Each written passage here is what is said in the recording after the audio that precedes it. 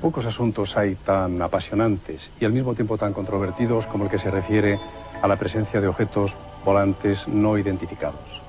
Miles de personas, tal vez millones, en todo el mundo aseguran haberlos visto alguna vez. Incluso algunos afirman haber mantenido contacto, encuentros con ellos mismos. Su presencia en algunas ocasiones ha sido tan evidente y tan numerosa que los medios de comunicación la han calificado de oleadas de ovnis. Pero casi con el mismo fervor con que los creyentes defienden su existencia, los incrédulos o los escépticos la niegan. Y en medio de esta polémica, los gobiernos, los organismos militares oficiales, al parecer, guardan y mantienen en secreto las pruebas más concluyentes. Apasionante tema, como digo, siempre de actualidad, a pesar de que sus orígenes se remontan muy atrás en la historia. Todos recuerdan los carros de fuego de Elías o de Ezequiel, y otros sucesos quizá menos conocidos, pero igualmente apasionantes, como ese evangelio apócrifo de la Virgen, que se atribuye a San Juan, el mismo que escribió el Evangelio y el Apocalipsis. Según ese texto, en un momento determinado, un texto que refiere, por otra parte, los últimos días de vida de María en la tierra, en un momento determinado el Espíritu Santo se dirige a los apóstoles que ya estaban dispersos por diferentes lugares, explicando, predicando el Evangelio, y les dice: María, la madre de vuestro Señor, está a punto de dejar la tierra. Id pues junto a ella y acompañarla. Y ellos le preguntan: ¿y cómo iremos? ¿Quién nos llevará? Y en ese momento, dice el texto, descendieron del cielo como carros de fuego que tomaron a los apóstoles y los llevaron por encima de la superficie de la tierra hasta Belén junto a María. ¿Qué eran estos carros de fuego? ¿Qué eran, Juan José Benítez? Hombre, yo creo que después de 45 años de la moderna era ovni, las descripciones de la Biblia, de los libros sagrados, etcétera, los carros de fuego, los escudos volantes, las vigas ígneas de los antiguos, de los griegos, de los egipcios, podrían ser interpretadas hoy como ovnis, es decir, máquinas o astronaves no pertenecientes a la civilización humana. Juan José Benítez lo conocen todos ustedes, es periodista, escritor, autor de numerosos libros, entre los cuales cabe destacar la serie Caballo de Troya, y es también experto investigador en estos asuntos, lo que se llama un ufólogo. Entonces, Juanjo, te hago otra pregunta más. ¿Tú crees que desde los tiempos más remotos, ya en nuestra historia, en la historia sagrada incluso, existe la huella de estas entidades no terrestres? Por supuesto, incluso en pinturas prehistóricas que pueden tener 10, 20.000 años, en el Sahara o, por ejemplo, en Tanzania, ¿no? Pinturas que no tienen explicación, salvo que las podamos interpretar a la luz de lo que hoy estamos investigando. Bueno, la verdad es que la especulación es gratis, como tú sabes, y hacer interpretaciones más o menos esotéricas o gratuitas de textos incluso apócrifos, pues bueno, esto es muy fácil, pero la verdad es que la arqueología, la ciencia histórica, no admite este tipo de interpretaciones. Y la ciencia realmente es la que está gobernando en términos intelectuales el planeta y tiene una metodología que debe ser seguida a pie juntillas. La persona que acaban de ver en sus pantallas y a quien han escuchado también es nuestro segundo invitado de esta noche. Su nombre es Vicente Juan Ballester Olmos, experto también en ufólogo, en investigación sobre ovnis, autor de numerosos libros relacionados con este fenómeno, también director de investigaciones del Centro de Estudios Interplanetario y miembro de la Academia de Ciencias de Nueva York. A juzgar por su comentario, discrepa en bastante de lo que dice Juan José Benítez. ¿Tú no crees en la existencia de los ovnis, Vicente? El fenómeno ovni es indudable que existe como una serie o una colección, una acumulación de avistamientos que se dan en todo el mundo. Eso no lo puede negar nadie. Ahora, ¿qué hay detrás de ese fenómeno? Esa es la pregunta del $1.000.000. Los investigadores con experiencia en todos los países del mundo han concluido lo mismo. La gran mayoría de los informes de los avistamientos se reducen a causas naturales o causas tecnológicas explicables. Los investigadores deberíamos de concentrarnos en esa pequeña porción de casos inexplicables para poder avanzar algo, la ufología, que podríamos denominar que es la materia que se ocupa del estudio del fenómeno. ¿Tú no has visto nunca ningún ovni? Yo no he tenido ninguna experiencia de este tipo. No has visto nunca. Juanjo, ¿tú has visto alguna vez un ovni? Yo he tenido 3 o 4 ocasiones, oportunidades con claridad, donde he visto con otras personas, otros testigos, ovnis muy cerca, relativamente cerca, a 200, 300 metros, con absoluta seguridad en el sentido de que yo creo que sé lo que es un avión y un helicóptero, sé lo que es un rayo en bola, todavía no los he visto nunca, y bueno, en silencio, con unas maniobras impresionantes, unas luces increíbles. Y yo quería hacerte una pequeña puntualización. Yo creo que la ignorancia es la que niega, la ciencia duda. Sí, ¿te parece? Voy a pedir que pongan en la pantalla unas imágenes de unos ovnis. Es una secuencia lograda por Edward Meyer, suizo.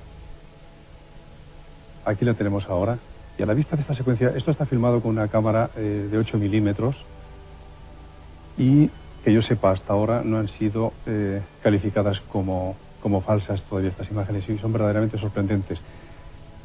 Con estas imágenes de fondo, Juanjo, ¿tú podrías decirnos si en estas experiencias de avistamiento que has tenido, lo que tú viste era parecido a lo que estamos viendo ahora? No, yo todas las que he tenido han sido por la noche, ha sido en el mar y en tierra también, y en América, pero no he visto lo que es el fuselaje como ha visto mucha gente, o la máquina, o las ventanillas, ¿no?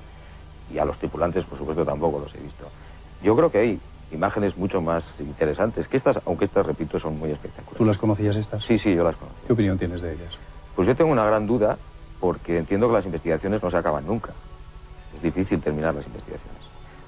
Yo, sin embargo, creo que las investigaciones, sobre todo si las realiza personal con cualificación y con un equipo suficientemente sofisticado, como el que se ha aplicado para el análisis de estas fotografías, sí que es terminante. Sí que puede ponerse el punto final a alguna serie de fotografías como estas, que son terminantemente fraudulentas. No solamente porque la persona que la tomó carece de, digamos, respetabilidad, sino que además este hombre dice estar en contacto continuamente con los seres de estos planetas y produce una gran cantidad de documentos fotográficos y fílmicos que no están soportados sin ninguna otra evidencia salvo esto. ¿Para ti eso es un montaje fotográfico, tal vez? No solamente para mí, sino para varios investigadores de varios países que han tenido acceso al material original y lo han analizado. Tú, sin embargo, Juanjo, no tienes duda respecto de la existencia porque los has visto, como dices. No, y además yo no soy tan prepotente para juzgar y violar la dignidad de una persona, ¿no? Me parece que eso es muy sagrado. Incluso aunque se tengan sospechas de que pueda haber un fraude. Yo creo que la honorabilidad es algo que depende de muchos factores y no somos quienes para juzgar. Hombre, yo he visto estos objetos, yo estoy convencido de que no son de aquí y además creo que no, ya es una pérdida de tiempo el discutir si existen o no existen. Es decir, hay tantos testimonios y son tan buenos, tan fiables, que no merece la pena. Lo que sí nos debemos presentar y plantear son las grandes preguntas, es decir, ¿por qué están aquí? ¿Qué intenciones tienen? ¿Por qué están aquí? Eso es lo que no sabemos a ciencia cierta. Podemos especular. Son exploradores, son científicos, son lo que llamaban nuestras abuelas los ángeles de la guarda, por poner un ejemplo plástico y sencillo. Pues es posible, cabe la posibilidad de todo esto. Nos estamos enfrentando a civilizaciones seguramente con miles o cientos de miles o millones de años de antigüedad. ¿Ellos no han revelado nunca cuáles son sus intenciones? ¿Cuál es el propósito de su visita a la Tierra? Según los contactados, sí. Pero claro, el tema de los contactados es todavía mucho más resbaladizo que el propio tema OVNI, que es muy difícil, muy arcano, muy oscuro. Y bueno, si hemos de hacer caso a estos contactados, que repito, es una investigación mucho más dolorosa y más difícil, pues hay de todo. Hay exploradores, hay gente que simplemente están aquí cubriendo unas misiones científicas y otros que se dicen, repito, pues una especie de guías o guardianes o gente que vela por esta manera. Para ti, Vicente, ¿cuál sería la explicación de este fenómeno entonces? Bueno, globalmente todavía no existe explicación, pero una pequeña puntualización con respecto a Meyer. Todo el mundo se honraba, efectivamente, mientras que no se demuestre lo contrario. Y aquí se ha demostrado lo contrario. Este hombre ha creado una secta con una serie de discípulos y está creando un pequeño imperio económico en torno a esto. Esto es una evidencia y lo que no podemos es ocultarla. Con respecto al fenómeno, yo no tengo una idea clara de lo que es. Llevo más de 25 años investigándolo y probablemente esté otros tantos. Y lo único que digo como cosa cierta es que debe de usarse las herramientas de la metodología científica en lugar de la especulación libre. ¿No estás de acuerdo, Juanjo? No, en absoluto. De todas formas, el debate, si te parece, lo podemos abordar un poco después. Ahora tratamos en este bloque de dar información a nuestros espectadores acerca del fenómeno. Te pregunto también ahora a ti, ¿De dónde pueden venir ellos? Oh. Pues hombre, los orígenes, si tenemos la mente un poco abierta, que es lo que creo que tiene que tener la ciencia, repito, es algo que duda, que no niega por sistema. Negaban los Torquemadas, que quemaron a Miguel Servet, por decir que circulaba la sangre, ¿no? Pues puede ser la galaxia, pueden ser otras galaxias, pueden ser otros mundos desconocidos y paralelos. Nosotros, a mi abuela, si le hubieras dicho que había una máquina que se llama un fax, pues no te hubiera entendido. Y ya han pasado 70 años. ¿Pueden venir del interior de la Tierra también? Eso ya me cuesta más trabajo, sinceramente. Me parece más fantástico incluso que la propia hipótesis de la procedencia no humana, extraterrestre. ¿Tú qué opinas, Vicente, de esa posibilidad de que exista vida en el interior de la Tierra y puedan manifestarse en esta forma que comentamos? Hombre, yo creo que si tú le haces esa pregunta a cualquier geólogo, te dirá que es una absoluta imposibilidad. Es como la hipótesis extraterrestre. Bueno, la ciencia naturalmente que es abierta.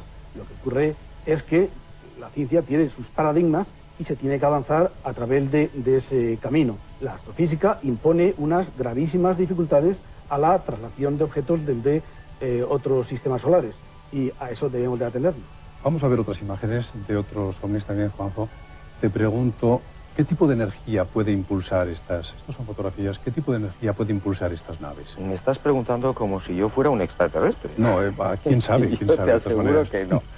Lo que sí te puedo decir es que por las observaciones que se hacen de, como decías tú muy bien, de cientos de miles de casos en todo el mundo, desde luego no hacen ruido la mayor parte de las veces, o hacen unos silbidos, unos sonidos muy livianos, y las velocidades son espectaculares, parten de cero a unas aceleraciones brutales y se detienen en seco, es decir, una cosa que para nuestra tecnología es imposible incluso de concebir. Entonces tienen que tener unos sistemas de propulsión, entre comillas, que no tienen nada que ver con los que nosotros conocemos. Y yo digo, es exactamente lo mismo, quizás, que nuestros sistemas de navegación aérea en estos momentos, los satélites artificiales, y lo que llevaba el pobre Colón en las carabelas, que era el viento. Vicente, ¿tú crees que esto, lo que sea, puede venir del futuro? Bueno, realmente yo estimo que no hay ninguna razón clara para poder opinar esto. Y si me permites un pequeño comentario sobre el tema de la energía, claro, en el caso de que estos fenómenos sean de tipo físico, sí que se ha constatado que en algunos casos de aterrizaje o encuentros cercanos se ha producido un fenómeno de calcinación vegetal, probablemente debido a la emisión de microondas, una radiación electromagnética de baja frecuencia, y también una radiación del orden gamma que produce efectos fisiológicos notables. Juanjo, ¿tú crees que vienen, por decirlo de alguna manera, son de paz? Es decir, ¿ellos son benefactores para la humanidad? Hombre, las evidencias nos dicen que en principio no hay una sintomatología de agresión, porque si no ya nos hubieran colonizado con toda seguridad. Hay un fenómeno muy irritante, que es el de se escurren constantemente, es decir, no dan la cara de una manera pública, o por lo menos prolongada y oficial. Eso nos hace pensar que podrían ser o estar en una órbita totalmente pacífica, quizás como observadores, no lo sé, o entrando en un campo más complicado, bueno, pues la intervención sutil. De todas maneras, yo quería despuntualizarte una cosa, y es que, por si no se toca el tema, la metodología científica me parece admirable y maravillosa, y se debe hacer siempre, creo yo, pero siempre que el fenómeno se deje. Es decir, lo que no podemos hacer es aplicar el laboratorio, la regla de cálculo, a algo que no se deja llevar al laboratorio, es algo que es absurdo, es decir, no existe el fenómeno ovni porque no se le puede aplicar la metodología científica. Que me explique a alguien cómo se puede pesar un beso, o cómo se puede medir el fenómeno de la ternura. La verdad es que un tema es solo científico si se aplica el método científico, y al ovni no podemos aplicarle la regla de cálculo, pero sí podemos aplicarle los métodos técnicos a las descripciones que hacen los testigos del fenómeno. Y esas sí que son sujetas a una metodología científica sin lugar a dudas. ¿Qué se pretende descubrir detrás de esas explicaciones? Pues lo que pretendemos es saber qué hay detrás de la realidad del fenómeno. ¿Existe un fenómeno nuevo para la ciencia? ¿Es un fenómeno sociológico? ¿Es un fenómeno natural de alta energía? es una nave extraterrestre, en último término, lo que buscamos es saber qué es el fenómeno, no negarlo a pies juntillas a priori, en absoluto. De todas maneras, ¿no te atemoriza algo esa rigidez en la observación o el análisis cuando uno puede recordar muchos casos a lo largo de la historia, y Juanjo ha recordado uno muy brevemente, muy recientemente, el de Miguel Servet, cómo fue condenado, precisamente porque dijo que existía la sangre en el cuerpo y que circulaba? ¿No te hace temer esto, que un excesivo rigor nos puede conducir ahora a posturas de intransigencia que impiden ver quizá una parte de verdad que hay detrás de todo aquello? Yo creo que no, yo creo que simplemente con la metodología científica lo que nos permite es profundizar mucho más en el examen de los casos. Yo creo que hay que hacer una puntualización. La metodología científica la utilizamos todos los investigadores que somos honestos, porque la ciencia lo que es el conocimiento exacto de las cosas. Para eso no hace falta ser ni titulado ni no titulado, para no entrar en esa verbena. Una pregunta, se ha hablado a veces de supuestos secuestros atribuidos a extraterrestres, secuestros de seres humanos, quiero decir, y a determinadas manipulaciones realizadas con ellos. ¿Qué sabes tú de esto, Juanjo? Yo tengo bastante información porque me muevo desde hace muchos años, salgo a las carreteras, cosa que no hacen otros, y tengo información pues de primera mano de testigos que no quieren dar incluso su identidad, de toda fiabilidad, gente de mucha categoría profesional, que aseguran que han estado dentro hablando, por ejemplo, en inglés correctamente y en otros idiomas, incluso el natal del testigo. Y me merecen toda confianza. ¿Cómo han reaccionado los seres humanos después de esta, digamos, exploración? Pues mira, es curioso, depende muchas veces del nivel mental y espiritual de las personas. Las personas que generalmente tienen un menor nivel, no me gusta la palabra cultural, pues suelen tener menos shock. Las personas que tienen lo que están de forma estándar, entendemos, por una mayor cultura, pues suelen tener una introversión, suelen tener un cambio radical más hacia la espiritualidad, más hacia la humanidad. Nos lo van a contar ellos mismos ahora, porque con nosotros en el plató hay dos invitados que nos van a narrar su propia experiencia de encuentro con esos seres. Volvemos enseguida, después de la publicidad.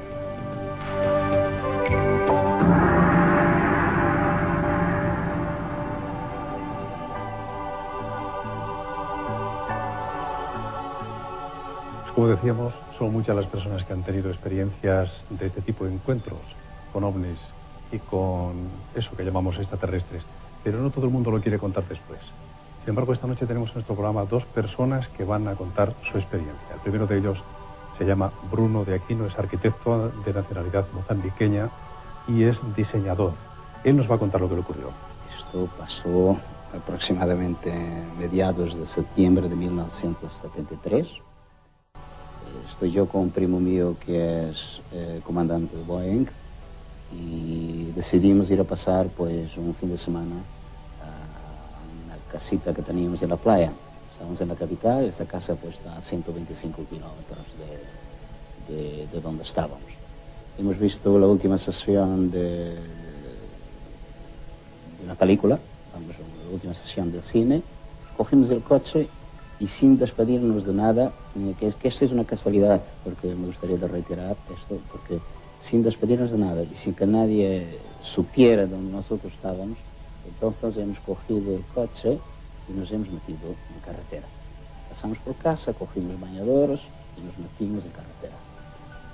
Después, y hay que llamar la atención también que las carreteras ahí normalmente son carreteras de muchos kilómetros y los pueblos están más distanciados que aquí. Carreteras en Mozambique. En Mozambique. Y entonces, pues se da la casualidad que en esas carreteras pues es fácil pues prever los coches que vienen y que van, porque por la noche a las 2 de la mañana, 3 de la mañana, pues los clarones de los faros de los coches pues se ven venir. En este caso pues veníamos viajando tranquilamente, los dos conversando, venía él conduciendo, pues se da la casualidad que de repente se produce como que un silencio extraño y no se ve más resplandores de proyectores de coches. Y es mi primo que va conduciendo, por tanto, poniendo más atención a lo que iba haciendo, que se vira para mí y me dice así, mira para ahí. Y este es el parabrisas, es un Renault 8, un coche normal, y mira para ahí. Y entonces, sobre el parabrisas y del lado derecho, hay una luz que es como una pelota de fútbol, para decir más, es una pelota, una real pelota, que es totalmente blanca y de una luz, de una blancura que la verdad yo además por profesión nunca la había visto, ¿no? Digamos, por el resplandor de esa luz. No encandilaba, era una luz que acompañaba el coche a una distancia razonable y seguimos en esa recta hasta que en un determinado momento esta luz arranca, y en este incido un poco con lo que me decía JJ Benítez antes. La velocidad por la que ha pasado esta luz, digamos, del arranque de esa luz, de la velocidad de aquí hasta la velocidad que ha alcanzado, pues es de una rapidez que, insisto, no he visto helicópteros, no he visto aviones, no he visto nada que se pudiera mover con esta rapidez. Esto, pues haz este gesto, haz esto, y se nos para a unos kilómetros, vamos, a unos 500 metros o algo así, delante del coche en plena carretera. Todo el ancho de la carretera, y esta pelota, insisto... ¿Era como una esfera? Era una esfera. ¿Qué diámetro más o menos calculas que podía tener? El ancho de la carretera. ¿El ancho de la carretera? El ancho de la 8 metros, 10 metros. Sí. O más, un poquitín más quizás, más. ¿no? Esta pelota enorme, blanca, muy blanca, eso sí, que me recuerdo, insisto que eso pasó en 73, muy blanca, no permitía que las luces del coche pues la traspasaran y tampoco nos encandilaba. ¿Y en el coche notasteis alguna cosa? Sí, el coche de repente pues empieza digamos, a hacer una intermitencia de luces, bajan todas las luces, se pierden los mandos del coche en el sentido de que el motor deja de funcionar y en cierta medida pues nos íbamos a estrellar contra esa pelota. Y cuando estamos bastante cerca, estamos muy cerca de la pelota, vamos muy cerca, unos 100 metros, unos metros, haz esto, sí, para arriba. ¿Verticalmente? No, en diagonal para la derecha. Sí. Haz esto, el coche vuelve a tener su fuerza motriz funcionando y se va, y me acuerdo que el cielo estaba pleno de estrellas y nosotros, pues cuando el coche vuelve otra vez a funcionar, pues bajamos, es que tenemos tiempo para bajar los cristales, sacar la cabeza de fuera, pararnos del coche, bajarnos del coche y mirar que esa pelota pues se fundió literalmente en el cielo. ¿Tú notaste alguna reacción en tu cuerpo? Yo lo que he notado fue, tampoco pretendo trascendentalizar el tema, porque insisto, nunca había hablado de esto, pues me ha pasado y hablo porque me habéis pedido y para mí es un placer, se sirve para algo, ¿no? Lo que he notado fue esa sensación de que algo te avisa que va a pasar algo. ¿Entiendes? Tú vas tranquilamente charlando con alguien y de repente hay un silencio, parece que la naturaleza te avisa de algo. Y he notado eso, que es algo trascendental, eso sí. Pero tampoco pretendo ser místico con esta cosa, ¿no? Es una historia. También nos acompaña otra persona, su nombre es Ventura Muñoz. Y tiene muchas experiencias, todas ellas insólitas, aunque esta noche por brevedad le vamos a pedir que nos cuente cómo es su relación con estas naves y con estos seres. Cuenta. Bueno, buenas noches. Mi experiencia empezó en el año 1968, parecido a lo que acabas de contar. Yo me acababa antes a correr con los coches y una noche el coche iba yo en dirección a Somosaguas y empezó a papadear las luces y se paró. Entonces no le di importancia, pero entonces yo acudí a la Ballena Alegre, donde se reunía un grupo de Fernando Sesma, a Descanso y más gente del tema de OVNI, ¿no? Entonces al comentarlo dice, pues eso es que había una nave cerca que te la para. No lo di importancia. Entonces volví otro día y me volvió a correr el fenómeno. Entonces llevé el coche a un electricista, el que me preparaba el coche, y le revisó y el coche no tenía nada. Entonces una persona del Lyon me dijo, dice, cuando se te paguen las luces, no toques el coche. Si son ellos, se arrancará solo. Entonces empezaron a fallar las luces y se paró. Entonces yo me quedé quieto dentro y a los 6 minutos el coche se puso en marcha solo. Entonces ahí ya empecé yo a buscar y ya vino todo seguido, ¿no? ¿Qué es lo que vino? Cuéntanos lo que vino. Pues vino el encuentro con las entidades, o sea, los que yo llamo hermanos, lo mismo que ellos me llaman a mí, y fue en el año 68 el primer contacto que tuve con un ser de ellos. ¿Lo vistes? Sí, le vi, vamos, a esta distancia. Como nos ves a nosotros en este momento, sí. ¿Cómo era él? Bueno, tienen una belleza algo fuera de lo común, muy guapos, vienen a tener una altura de 2 a 2,60. Son seres del tipo andrógeno, no sabes si son hombres o mujeres. Llevan unos caballos, los cabellos son plateados, tirando al platino. Llegan, descansan por encima de los hombros. A veces aparecen con los monos, muy ajustados, tipo lastes. Suelen ser de color azul o verdoso o escamoso, de color plata, o si no con las túnicas parecidas a las que lleva Cristo, las que llevaba Cristo en su época, blancas. Y si los ves por la noche, emiten luz, todo el cuerpo emite luz. Ventura, ¿y por qué esa experiencia? ¿Por qué no sé, debían de ver que les estaba buscando y al cabo del tiempo, pues... Se han presentado. Se presentaron. ¿Y qué es lo que te dicen o qué te han dicho? Bueno, mi vida cambió. Pasé muchas cosas, todo lo que puedes imaginar que la gente se mete contigo y tantas cosas, pero bueno, yo ya he pasado de eso.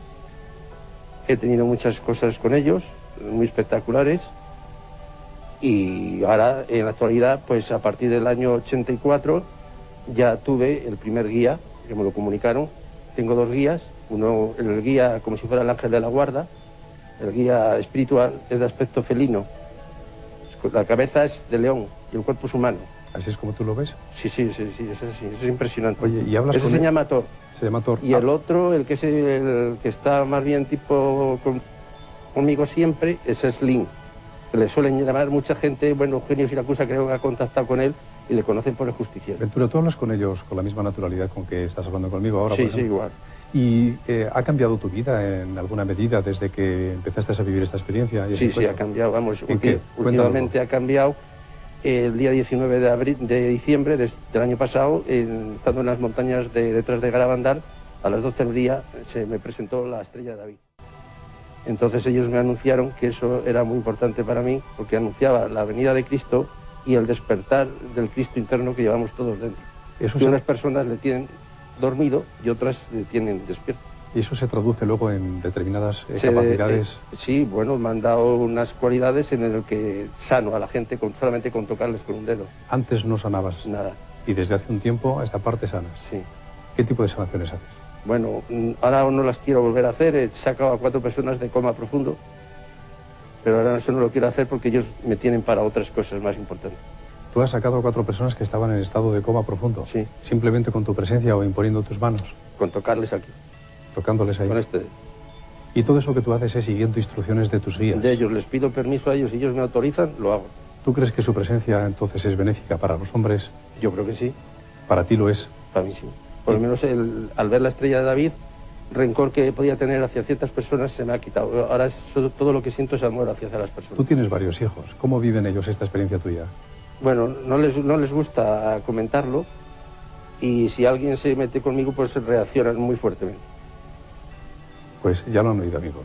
Es la experiencia de 2 personas, 2 amigos. No se vayan porque volvemos enseguida con ustedes. Vamos a continuar hablando de los ovnis y de los extraterrestres. Vamos a continuar el debate con Juan José Benítez y con Vicente Olmos Ballester. Ahora mismo.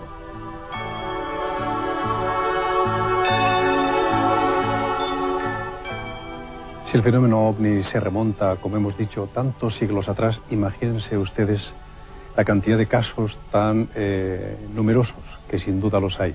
A pesar de eso, no trascienden generalmente los asuntos a los medios de comunicación. Por el contrario, existe la creencia sostenida, cuando menos por algunos investigadores, de que los gobiernos y en concreto los departamentos militares correspondientes guardan celosamente la información y en muchos otros casos hasta la manipulan. En Estados Unidos fueron desclasificados, como se conoce en el mundillo de los investigadores, con el término que se conoce, pues el hecho de permitir que fuese conocida esa experiencia hace unos años ya. Y en España es muy reciente esta decisión. Vamos a ver qué es lo que opinan nuestros expertos de esta situación. Juan José, ¿qué piensas tú? ¿Cuál es la situación en este momento? Bueno, en octubre del año pasado efectivamente se liberaron los documentos sobre ovnis de la Fuerza Aérea Española. Hasta el momento que yo sepa se ha desclasificado 23 informes, 23 expedientes. Y bueno, teníamos unas ciertas esperanzas los investigadores de que íbamos a tener una desclasificación digna, transparente y democrática. Nos hemos llevado una gran sorpresa, una desagradable sorpresa. Es una manipulación, por lo menos desde el punto de vista de la gente que conocemos un poco los casos y los hemos estudiado, con conclusiones falseadas, con mutilación de expedientes y sobre todo lo más grave, con ocultación. Es decir, hay una lista famosa que circula por ahí de informes ovnis que están en los archivos del Ejército del Aire y ahí no constan algunos expedientes que sabemos que existen. Muy graves, además. Vicente, antes de nada, ¿quieres aclarar a nuestros espectadores cuál es tu función en relación con estos organismos militares a los que nos referimos? Mi función es la misma que la de cualquier otro investigador. Yo debo decir, aunque no represento naturalmente a nadie excepto a mí mismo, que la opinión que se acaba de dar en torno a la calificación de este proceso es francamente absurda. Se está llevando un proceso como en ningún otro país del mundo se ha iniciado.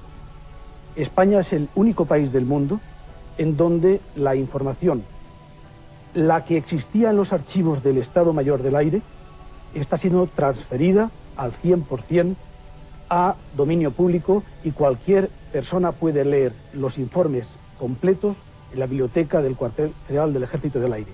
El proceso es totalmente limpio y en su día el teniente general Fernández Sequeiros, jefe del Estado Mayor del Aire, tuvo la valentía de proponer la desclasificación a la Junta de Jefes del Estado Mayor. ¿Qué nos puede traer esta desclasificación? Bueno, yo creo que aquí se está usando la demagogia, porque realmente cuando uno lee los informes y conoce las conclusiones, hay que ir a casos concretos. Y entonces, pues uno se encuentra con que de los 23, 14 de estos expedientes son globos franceses, rayos en bola, el planeta Venus, reflejos luminosos.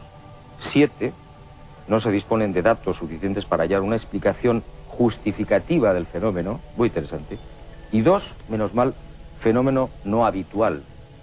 Bueno, cuando se documenta uno sobre algunos de estos casos, por ejemplo, los globos franceses, los globos meteorológicos, en los informes se habla de que en el 15 de mayo, por ejemplo, del 68, el 17 de mayo del 68, hay 2 casos muy importantes con intervención de cazas. Aviones de combate, un avión civil, los radares militares que captan una serie de objetos en el cielo de día. Entonces, en aquellos momentos, los informes que se hacen en la defensa tienen la suficiente honradez para decir, señores, no sabemos lo que es.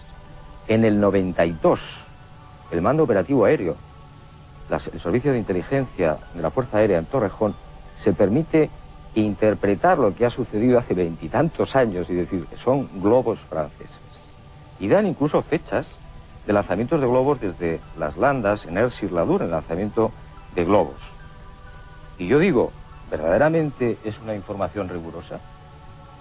Pues, señores míos, cuando uno sí va a Aire-sur-la-Dure, al lanzamiento de globos franceses, y saca los expedientes, se da cuenta de que no hubo globos franceses que pasaran a España, según el Ejército del Aire. Porque esos globos franceses, vuelo 53, vuelo 51, aquí están los informes, cayeron en Francia. Si esto no es manipulación, y no son incompetentes los militares, son pilotos de combate, gente muy preparada, pero la cúpula militar piensa de otra manera y hay una consigna extraña. En absoluto, no hay ningún tipo de consigna extraña.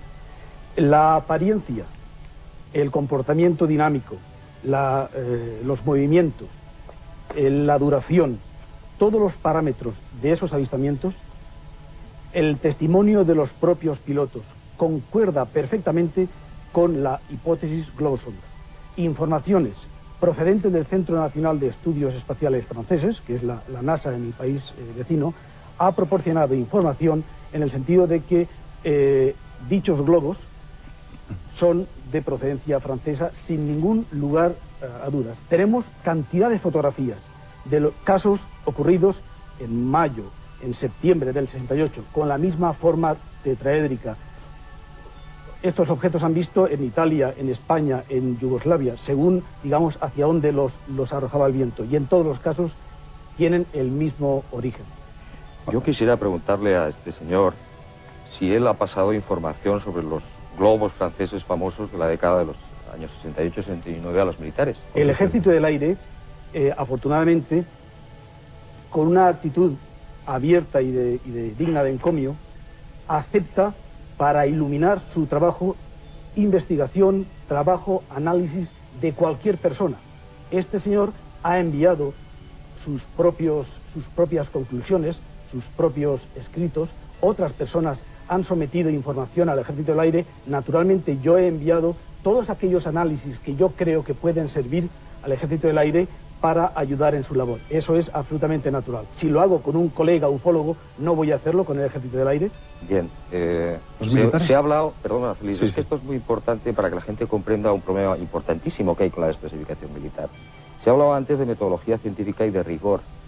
El señor Ballester Olmos acaba de reconocer que sí ha estado enviando información a los militares, y los militares han sacado sus propias conclusiones a su propio aire. Les ha venido de perlas que el señor Ballester y incluso otros señores les hayan facilitado información sobre los lanzamientos de globos franceses en el 68 y 69. El señor Ballester Olmos no ha estado en Aix-sur-la-Dour. Aquí están los informes de los franceses sobre los vuelos concretos. Vamos a hablar de cosas concretas, señores. Y repito, el vuelo del 17 de mayo del 68 con cazas de combate, moviéndose a velocidades impresionantes de 10.000 a 40.000 pies en segundos o en décimas de segundo, captados en el radar, etcétera, etcétera, cayó sencillamente en la localidad de Dax. En Francia. En Francia. Otro de los vuelos, el 17 de mayo, exactamente igual. Aquí están los informes. Señores, esto es una información rigurosa. Lo que no me parece sensato es que se esté engañando a la opinión pública diciendo que se está haciendo una desclasificación democrática cuando, y tristemente, los propios investigadores, o los que se dicen investigadores, están suministrando a los militares una carnaza que es falsa, manipulada, sobre un tema. ¿Os parece que veamos unas declaraciones del teniente coronel Bastida en el que, a su juicio, lo que está resultando de este proceso de investigación no es en absoluto concluyente? Escúchenlo. O sea, la definición del contenido del archivo yo creo que es la más exacta, es no concluyente. Hay casos, avistamientos, informes que se han hecho, ninguno desde luego que pueda demostrar de forma fehaciente que estamos ante un fenómeno con una inteligencia, una voluntad detrás, o algo que trate de naves de origen extraterrestre. Juanjo, ¿has oído? El señor Bastida, con quien me une una cierta amistad, y yo comprendo que no todos los militares opinan igual, tenemos que aclarar esto, pero la cúpula militar, por las razones que sea, ha decidido que la mayor parte de los informes que se están desclasificando sencillamente se les dé una explicación lógica y convencional. ¿Por qué? Esa es otra historia. Pero cuando uno estudia los informes de verdad, se da cuenta de que son insostenibles. Insostenibles. Y nuestro buen amigo Ángelo Bastida, pues bueno, yo lo siento mucho, pero comprendo que está cumpliendo órdenes. En absoluto. No hay evidencia de ningún tipo de orden en este sentido. Al contrario, hay una evidencia histórica de que el tema OVNI ha sido absolutamente marginal para el Ejército del Aire durante todos estos años. Solamente la presión de los investigadores, entre otros yo mismo, ha hecho que se decidan a someter al público toda la información. Y como he dicho antes, toda la información, todos los papeles que hay están siendo vertidos al público. Y voy a decir una cosa, en sus análisis son menos conservadores que los investigadores, por lo menos de la escuela a la que yo represento. Nosotros también le preguntamos, quiero decir, un equipo de otra dimensión que se desplazó, le preguntamos al teniente coronel Rocamora acerca de si era posible colaborar, los investigadores privados colaborar con el ejército en ese intento de clarificación de los acontecimientos. Escuchen lo que nos contestó. Que veamos, que el público vea que realmente no es un tema que desde el punto de vista del Ejército del Aire es un tema preocupante, porque no hay nada en contra de no es una amenaza para nuestras fuerzas aéreas, para la seguridad de nuestra soberanía nacional. Entonces, si necesitamos la ayuda de cualquier organización dedicada exclusivamente, como científicos que son y enterados en la materia, meteorólogos, físicos, o cualquier persona que tenga una categoría contrastada, en efecto, nos ayudamos de todas esas informaciones, por supuesto. Juanjo, sin embargo, tú dices que no tienes esa puerta abierta.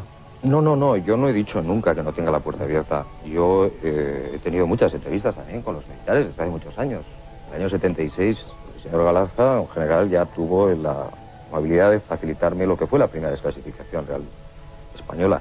Lo que ocurre es que hay una serie de investigadores que, amparándose en una supuesta ciencia, en un organismo que prácticamente no tiene actividad, como es el CEI, y que parece ser que es una pantalla, pues están transmitiendo información que, repito, está sirviendo a los militares para su juego. Un juego absolutamente sucio, y lo digo y lo siento con toda el alma, tengo que decir la verdad. Aunque tenga muy buenos amigos en las fuerzas aéreas, que no tienen la culpa. se está diciendo que no se han mutilado, que están íntegros los informes, por Dios. El caso del 4 de noviembre del 68, de un avión de la compañía Iberia, bueno, tiene un tropiezo con un objeto que aparentemente parecen tres luces en cabina, lo ve la tripulación, lo ven varios radares militares y, oh sorpresa, cuando el Ejército del Aire lo desclasifica, señores míos, da de la transcripción del piloto del avión de Iberia, o de los pilotos con las torres de Barcelona, de Valencia y de los radares militares de Aitana y concretamente de Mallorca, un folio y no llega a folio y medio. Cuando yo hablo con el comandante Lorenzo Torres, le muestro la transcripción de sus conversaciones durante un montón de minutos con los 3 ovnis en el morro del avión, me dice, esto es inverosímil, está totalmente mutilado.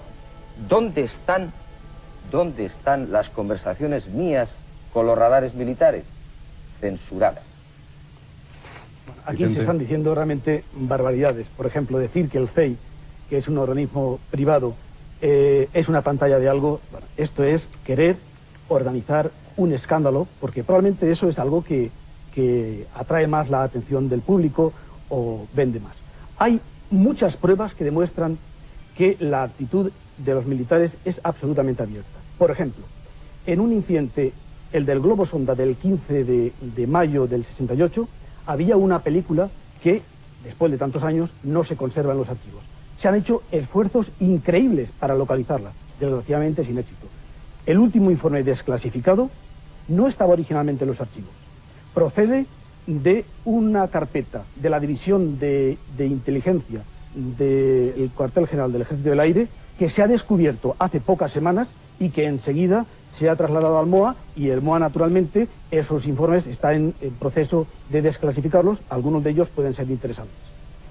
En cuanto al 4 de noviembre, es evidente que se trató de un avistamiento de Venus, ya que existe una correlación perfecta entre la autovía que seguía el avión, con un azimut de 231 grados, y por otra parte la posición de Venus, que era de 235 grados. El piloto decía que veía un ovni, una luz, enfrente del morro de su avión, y justamente había una luz, pero era Venus. Vamos a ver unas imágenes también. En el mes de marzo del año 1979 en Canarias apareció esto que van a ver ustedes en pantalla. Y quiero conocer, Juanjo, quiero conocer vuestra opinión. ¿Tú recuerdas este suceso? Lo recuerdo muy bien porque, no como otros, yo estuve en Canarias mucho tiempo investigando y hablando con los cientos de personas que Quiero dejar muy claro una cosa. Antes, el caso famoso de Lorenzo Torres no era Venus, porque incluso la información que el CEI ha pasado a los militares tiene un error gravísimo de interpretación de Venus. Y el caso siguiente, del 6 de noviembre del 68, en otro pueblecito de Barcelona, se llama Castelbisbal, donde vieron los testigos estos objetos, y también parece ser que podría ser Venus. Estos hombres han hecho un mal servicio a los militares, porque han pasado la información de que el planeta Venus era visible a 10 grados, exactamente a las 19:30 horas local, cuando se vieron los ovnis. Y cuando uno consulta, y aquí están todos los datos de los observatorios astronómicos de San Fernando, de Valencia, de Barcelona, de cualquier sitio, era a menos 10 grados, no visible. Es decir, estamos cometiendo una tras otra. Efectivamente, se está cometiendo un grave error, en este caso probablemente de horas. Los estudios astronómicos demuestran claramente que en esa dirección y en ese punto se encontraba el planeta Venus. Señores naturalmente, míos, ¿qué más quisiera yo? Menos 10 grados. ¿Qué más quisiera yo que encontrar evidencia de que hay algún fenómeno ovni? Probablemente entre los avistamientos y entre los informes militares hay algún caso importante, algún caso relevante. Lo que yo quiero es centrarme en los casos que no tengan explicación, desechando, digamos, toda esa basura observacional, para concentrarme en los pocos casos que puedan ser buenos, que probablemente los hay. Probablemente, ¿no estás seguro de que los haya? No, porque no. No has encontrado ninguno. No, es que no conozco el contenido de los archivos. No conoces todo. Pero hombre, por favor, ¿cómo puede usted decir que no conoce el contenido de los archivos cuando yo tengo aquí una carta del 2 de noviembre del 92, firmada por el general Chamorro, comandante en jefe del Mando Operativo Aéreo de Torrejón, al general Sequeiros, de la Junta de Jefes de Estado Mayor, en la que le dice que no es bueno que el señor Ballester Olmos y Plana, del CEI, hagan un contrato o convenio con el Ejército del Aire para poder trabajar en la desclasificación? Que realmente, dice el general Chamorro, pues llevaría a una mala imagen del Ejército del Aire. A cambio, se les facilitarán las copias de los informes una vez desclasificados, porque dice ustedes les han ayudado con una vez información. Les han ayudado con información. Es importante que ustedes se diga han pretendido hacer un contrato laboral con el Ejército del Aire. No, en absoluto. Por favor, esta carta es del general Chamorro. No, eso es una tergiversación. Ofrecí en agosto del ¿Esto es 92, una tergiversación? Ofrecí en agosto del 92 una colaboración con el Ejército del Aire. Y de hecho, el Ejército del Aire le aplicó un procedimiento muy formal e incluso llegó a redactarse lo que podía ser un precontrato. Naturalmente, ni el CEI y sus colaboradores, ni el MOA pensaban en eso en absoluto. Se trataba simplemente de la posibilidad de poder facilitar información, y se quedó en esto. El precontrato, naturalmente, quedó en agua de borrajas. Bien, vamos a resumir. Tu postura, ¿cómo ves la situación en este momento? La situación es muy brevemente, que por favor. Los investigadores estamos teniendo acceso a una información que hemos estado buscando durante años y donde podemos encontrar algo de valor, y el proceso del Ejército del Aire es absolutamente impecable. Juanjo, ¿qué opinas tú de la situación? Pues que nos están tomando el pelo de forma miserable, y que es más, yo tengo aquí, y lo ofrezco en primicia, una documentación oficial del Ejército del Aire que nunca saldrá a la luz. ¿Qué dice esa información? Esta información es un caso del 27 de julio del 75 en un radar de Alicante, un caso que este señor conoce perfectamente. Aquí están los informes oficiales. Este caso no saldrá nunca a la luz como otros, como no saldrá el caso de noviembre del 70 de 2 aviones de combate tripulados por los capitanes Sáenz Benito y Carballo. Esos informes no están en los archivos oficiales. ¿Y por qué los tengo yo? Pues porque pueden estar en los archivos locales de unidades. Porque el problema de esto es que no toda la información generada durante estos 25 años en las diversas unidades ha subido el escalafón y ha llegado al Estado Mayor. Por eso es por lo que en noviembre del año pasado el Mando Operativo Aéreo comenzó una búsqueda intensa de toda esa información perdida.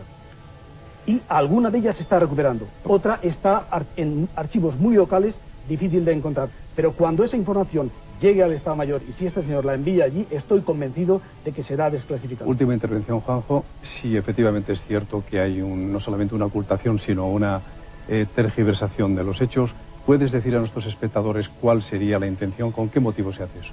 Desde mi punto de vista, porque existe una consigna a nivel superior, que probablemente en ella no tengan la culpa ni siquiera los propios militares españoles, sino los norteamericanos, o quién sabe, porque no tiene sentido que informes clarísimos, donde se ve en radar, donde se ve de día, donde se ve los pilotos de combate a los ovnis con ventanillas y metálicos, no salgan a la luz. ¿Pero esa consigna qué sería? ¿De impedir que salga a la luz o no interesa, porque yo creo fundamentalmente que dejaría indefensa todo el aparato logístico de la defensa de todos los países civilizados. El contribuyente, nosotros estamos pagando los sueldos de los militares, no lo olvidemos. Podríamos pedir responsabilidades por la falta de eficacia en la defensa aérea. Bueno, amigos, ya lo han oído ustedes. No hemos llegado a ninguna conclusión. Tampoco era nuestra intención, sino simplemente hablar de un asunto, de un tema candente, de un tema que, a pesar de que se remonta, como decíamos al principio, siglos, milenios atrás, sigue siendo de actualidad.